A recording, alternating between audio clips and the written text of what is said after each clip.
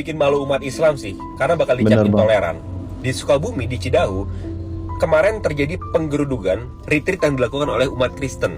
Dan netizen yang komen itu ada kok hadisnya, mereka hanya menjalankan perintah Allah bla bla bla bla bla, menjalankan perintah Muhammad apalah segala macam, gua nggak ngerti, gua nggak paham.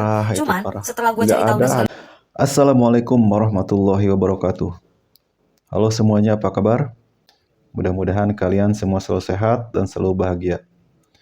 Oke guys, di video kali ini kita akan membicarakan atau mereaksi sebuah video di mana ada sebuah aksi anarkis yang dilakukan oleh sekelompok orang yang terjadi di Desa Tangkil, Kecamatan Cidahu, Kabupaten Sukabumi, mana orang-orang tersebut merusak sebuah bangunan, yaitu sebuah villa yang diduga dipakai untuk tempat beribadah ya.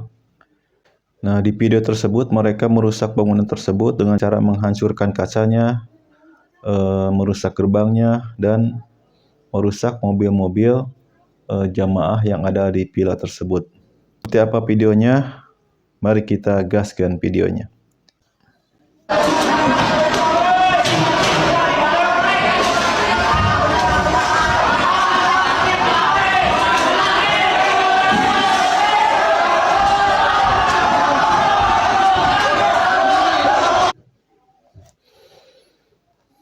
Nah, saya sebagai seorang muslim kurang setuju dengan aksi para warga tersebut ya.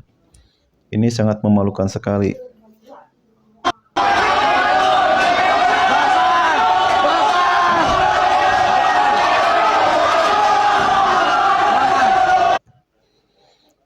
Dan saya lihat itu polisi nggak menghentikan aksi mereka ya. Malah melihat begitu saja.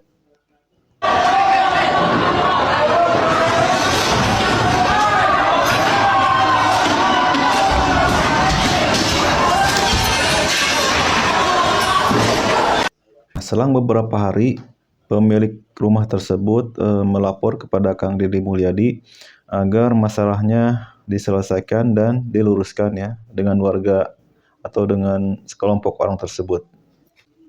Ini peristiwa di Desa Tangkil, Kecamatan Cidahu, Kabupaten Sukabumi, cukup menggembarkan. Dan dalam peristiwa itu tergambarkan seolah-olah ada perusakan rumah ibadah. Ini di samping saya ada orang yang menjadi saksi mata dan kuasa pemilik rumah, ya kan? Sekaligus korban. Jadi rumah itu rumah apa, Pak? Rumah ibadah apa rumah pribadi? Rumah pribadi yang diperuntukkan untuk saudara-saudara kita yang kurang beruntung, kalau mereka mau menginap tenang atau mungkin melakukan. Ternyata itu bukan hanya sebuah villa ya. Jadi itu tempat digunakan juga untuk menginap saudaranya orang tersebut. Kegiatan pembelajaran pembinaan mental atau retret ya kalau bahasa kerennya gitu Pak ya. Kalau bahasa saya retret. Retret di Magelang kemarin. Jadi buat saudara-saudara kita yang kurang beruntung ya, mungkin kalau seperti Pak Deddy sempat bicara ya, saya dengar kalau yang kaya nggak di situ gitu buatnya gitu loh Pak. Jadi gini, intinya bahwa itu adalah rumah, bukan gereja. Bukan. Nah, rumah itu berada di Desa Tangkil, pasti daerahnya dingin, sejuk, suasana indah pedesaan, sehingga teman-teman Bapak yang dari Tangerang dan Jakarta, yang itu teman-temannya berasal dari Minahasa, ada Minahasa, ada campur-campur, ada yang dari Batak, dari mana-mana, biasa kumpul di situ. Nah kan, dalam kumpulnya itu sering ada kegiatan ritual, ya Pak ya. Kan gitu Pak ya? Ya bolehlah dibilang gitu ya. Ada ritual tuh artinya nyanyi gitu. Pembinaan mental Bapak kan pasti ada lagu-lagu ritual. Agak nyanyi dan sejenisnya. Dan itu yang memicu masalah yang terjadi di Desa Tangkil, ya Pak. Ya sudah, nanti kita akan bersama-sama menyelesaikan masalah itu secara komprehensif. Dari sisi sosialnya, dari sisi hukumnya, kedua-duanya harus diselesaikan dengan baik, dan saya akan mendampingi Bapak ke Sukabumi hari ini. Siap. Terima kasih. Aman, Pak? Cepet tanggap nih KDM ya. Secara pribadi dan saudara-saudara saya ini yang mengucapkan banyak terima kasih atas kepedulian dan atensi daripada Pak Gub kita nih. Bukan kepedulian, sudah kewajiban. Wah, sudah kewajiban. Pemerintah Kadang-kadang untuk menjaga kerukunan hidup masyarakatnya. Jawa Barat harus tentrem ayem, Pak. Amin, Sudah. amin, amin. Betul, Nah, kita Pak, berangkat betul. sekarang, Pak ya. Siap. Oke, terima kasih.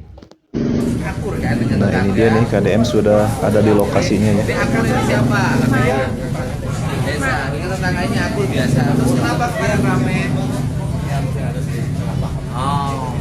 Pak, bukan. Kemarin tuh bukan kesalahpahaman, tapi kemarin tuh masalah paham. Ya. Masalah paham. Masalah paham. Betul, Pak. Ini namanya di sini. Tinggal sini. Bapak siapa? Dari gereja mana? Mohon maaf ya tangan saya. Itu tangannya masih bengkak ya. Tangan KDM bekas dikerubutin emak-emak. Oh, ibu simpatisan. Ibunya Kristen apa sih? Protestan. Gereja di sini gereja apa? Oh, GKI. GKI Batak ya? Oh, di Kristen Indonesia. Tapi ibu gerejanya itu di gereja Kristen Indonesia. Iya, karena aku cari aja yang apa yang bisa. Kalau di aku kan Manado. Kalau aku di Manado tuh. Jadi kita Ibu Manado, kenapa sih nggak putih? Ya, Ibu Manado, kenapa nggak putih? Apa sudah terlalu panas? kita Pak, tapi hati putih banget. Biasanya orang Manado pada putih. Ini cucunya nih. Cucunya. Baju juga yang kemarin. Oh, yang kemarin. Tapi nggak apa-apa kan? Sudah ini. Ada ininya, ada konselingnya. Nangannya belum. Itu kasihan ya anaknya sampai trauma kayak gitu.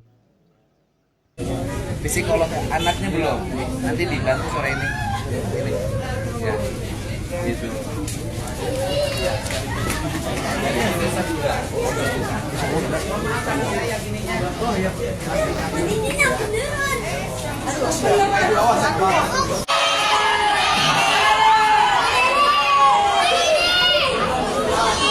Kerusakannya berapa?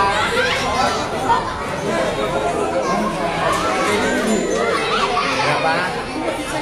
Bukan kita Pak yang nggak ngerti kalau uangnya dari mana? Nilai kerusakannya berapa? Kalau kerusakan secara materi itu nggak seberapa banyak. Mobil saya rusak, gitu ya kan? Rusak nih. Ya kerusakan kayak gini nggak terlalu, tapi Saya ini yang ini biar tidak melibatkan banyak manapun dan ini tanggung jawab negara ya Pak ya. Kan saya kan kalau kerusakannya saya nyiapin 100 juta ya untuk recovery, untuk bantu. Keren KDM ya. Ini gubernur, pribadi gubernur ya.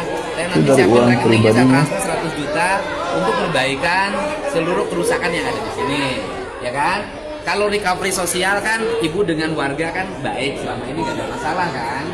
Tinggal barangkali aspek yang hukum ya kita serahin aja ke aparat, ya Pak ya.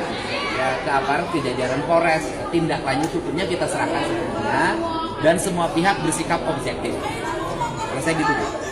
Tugas gubernur kan itu Bu, memastikan warganya rukun, memastikan tidak ada pelanggaran hukum, dan kalau Keren. ada pelanggaran hukum biarkan aparat yang bekerja berdasarkan profesionalisme hukum, berdasarkan alat bukti yang ada, ya kan?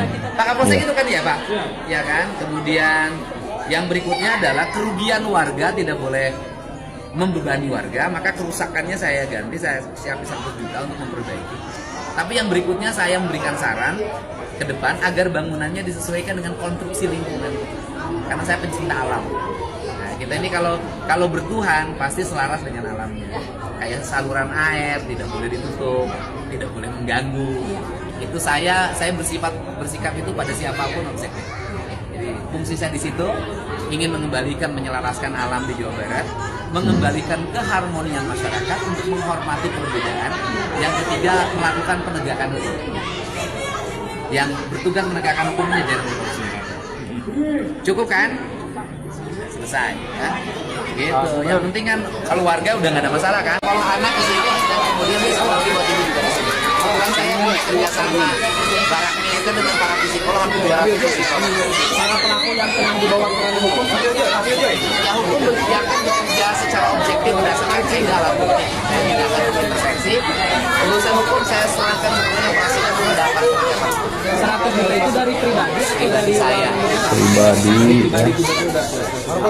Bukan dari negara itu. Tidak boleh terjadi peristiwa seperti ini. Semua orang harus hidup rukun, saling menghargai, saling menghormati, menghormati perbedaan, menghormati perbedaan. Jangan sampai anarkis.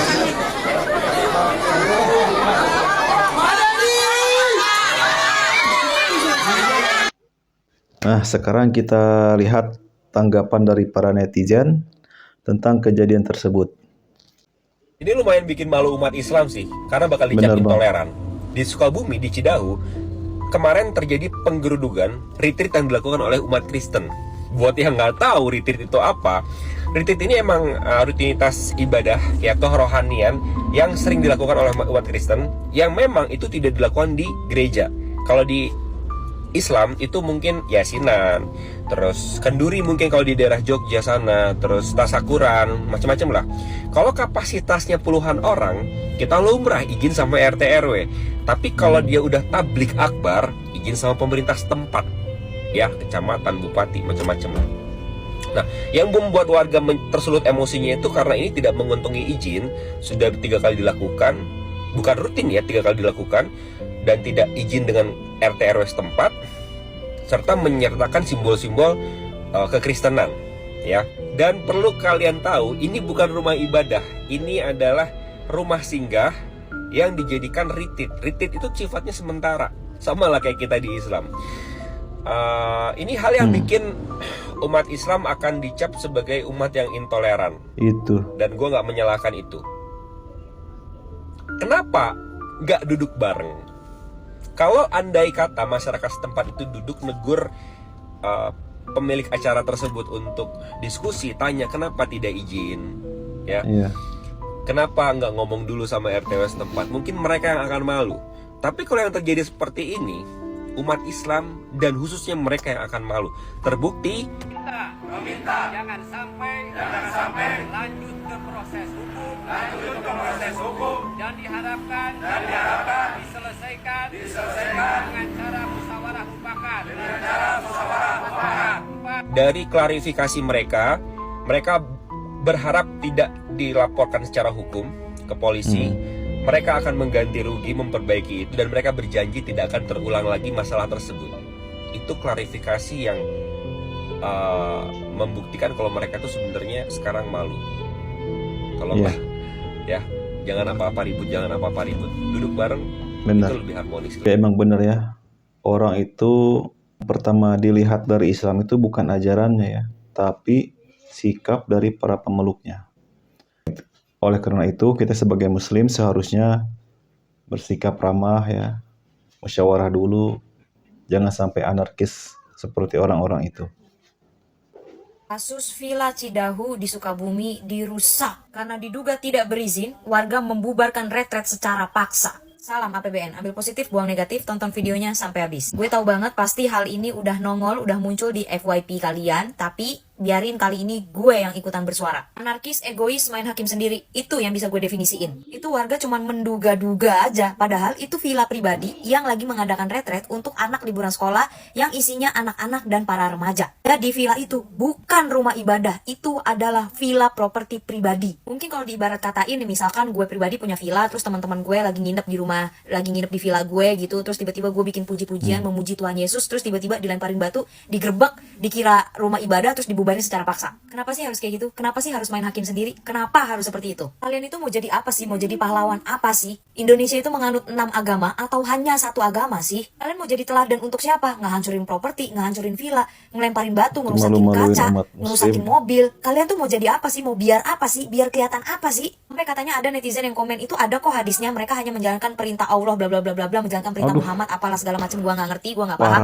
Cuman setelah gua cari tahu segala macam, gitu. Hadis yang mana? Ajaran yang mana? Gue serius nanya karena gue nggak tahu. Tapi kalau memang ada ajaran dan hadisnya, silahkan kirimkan linknya ke DM gue. Agama mana yang menyuruh dan mengajarkan untuk menghancurkan atau menzolimi agama lain? Kenapa orang Kristen hanya diperbolehkan untuk ibadah di rumah ibadah? Emang nggak boleh ibadah di villa, di rumah pribadi, di rumah teman? Nggak boleh, harus di rumah ibadah. Lalu kenapa kalian kalau tahlil sampai menutup jalan, sampai menutup jalanan depan rumah orang tanpa izin, kalian boleh? Ini gue beneran nanya pakai nada dering ya. Cuma mungkin memang seharusnya kalau tiba-tiba villa pribadi tersebut mau dijadikan tempat retret yang which is akan ada banyak keramaian, akan banyak orang datang gitu ya. Mungkin harusnya pemilik villa tersebut minta izin ke RT RW setempat gitu ya. Nah, itu kan kita nggak tahu kan mereka izin atau enggak gitu. Cuman seharusnya mungkin ada izinnya. Karena kalau surat izin bangunannya itu terbit sebagai villa pribadi, sebagai rumah tempat tinggal pribadi, ya berarti tidak butuh izin sebagai rumah ibadah. Tapi selayaknya etika, ketika kita akan membuat keramaian di dalam rumah tersebut, di dalam properti tersebut, ya ada baiknya kita memberitahu RT RW setempat gitu loh, biar nggak pada kaget gitu. Ini apa tiba-tiba ada keributan, padahal kita lagi ngadain retret, kita lagi ngadain teman-teman nginep, lagi sleepover bareng-bareng. Balik lagi ke netizen yang ngomongin soal hadis. Bukannya dalam ajaran Islam itu juga ada menjaga tempat ibadah ya, mau itu masjid, itu musola, itu sinagage, itu gereja, itu harus dijaga. Dan dalam hadis ajaran Islam bukannya ada larangan merusak, ada larangan zolim dan mengganggu, ada juga hadis larangan anarkisme kan. Tapi balik lagi ya, kalau ngomongin agama emang gak pernah akan ada habisnya gitu. Makanya kita selalu dilarang untuk berbicara perihal sara gitu. Menurut gue ini bukan soal Islam atau Kristen ya, tapi ini soal fungsi dan frekuensi. Kalau mau ngomong masalah tahlil, tahlil juga diadakan di rumah-rumah, tahlil juga beramai-ramai, banyak orang, ya itu juga harus izin RT dan RW kalau mau adil. Nah, yang agama lain, agama Kristen kalau mau retret, agama Katolik kalau mau ibadah, kalau mau retret di rumah, ya izin juga ke RT RW setempat karena akan membuat keramaian. Sama-sama nggak boleh ganggu tetangga, nggak boleh bikin macet, sama-sama harus pakai jalur musyawarah kalau mau keberlanjutan. Jadi kalau ada yang teriak, loh retret kenapa minta izin, giliran tahlil enggak gitu ya. Harusnya dua-duanya minta izin biar adil. Betul. Jadi tidak ada tidak ada pihak yang dirugikan ya, atau tidak ada pihak yang tidak diberlakukan secara adil. Gimana menurut kalian sebagai seorang muslim? Apakah tindakan mereka itu sesuai ya dengan ajaran Islam, atau mereka hanya terprovokasi? Kalian komentar di kolom komentar ya guys. Oke, sekian dulu untuk video kali ini. Mudah-mudahan ada manfaatnya, mudah-mudahan juga memberikan informasi. Dan jangan lupa dukung saya terus dengan cara klik subscribe, share, dan like banyaknya agar channel ini terus berkembang. Oke, sampai jumpa di video selanjutnya. Mohon maaf apabila ada salah kata. Assalamualaikum warahmatullahi wabarakatuh.